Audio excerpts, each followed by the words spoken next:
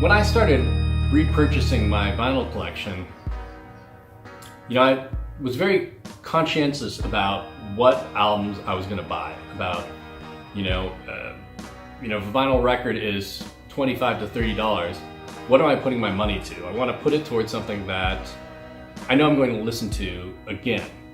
There were the must-have, the classic albums, your Dark Side of the Moons, your Sticky Fingers, your Sgt. Peppers or whatever. And it was like, these are timeless classics. If I'm going to drop $30, I want it to be on something that I'm going to listen to again and again and again. I need to buy an album which is going to last me, that I'm going to be able to listen to more than one time until I have money to buy another album. Now, streaming is exactly the opposite. You have access to so much music, but you don't end up having that connection to your music. You don't have to have that attachment to it.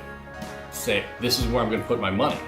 You've got your membership, and maybe you hear an album and it's perfect for the summer and you love it and listen to it all summer long, but then winter comes along and you're like, maybe don't even think to come back to it the next summer, because there's another album out which is more current and just as great. So it makes me wonder if there's just a disposable aspect to streaming. If I don't like this album after I've listened to it a bunch over 6 months, well, I never have to listen to it again. That's just lumped in with my monthly $8, and there'll be something else to discover and like. Because you have access to so much music, you don't have to form a connection with that other stuff. Why would you come back to it when you can move on to something new? You can always be moving forward.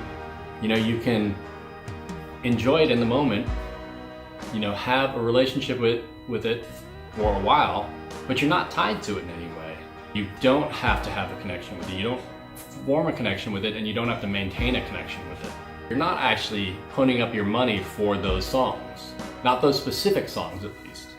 And if you're not purchasing that, then does it make it a little more disposable? I'd love to know your thoughts on any of that stuff. So feel free to hit us up in the comments.